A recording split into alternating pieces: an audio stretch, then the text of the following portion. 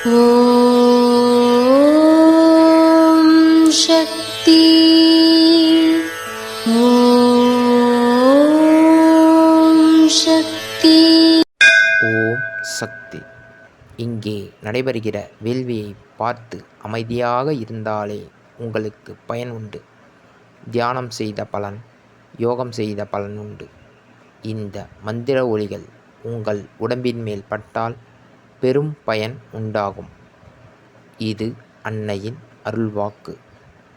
குருவடி சரணம், திருவடி சரணம். ஓம் சக்தி. சக்திகளே, உங்களுடைய கருத்துக்கள் மற்றும் அனுபவங்களை கீழ்காணும் மின்னஞ்சல் முகவரிக்கு வீடியோ வடிவிலோ ஆடியோ வடிவிலோ எங்களுக்கு அனுப்பவும்.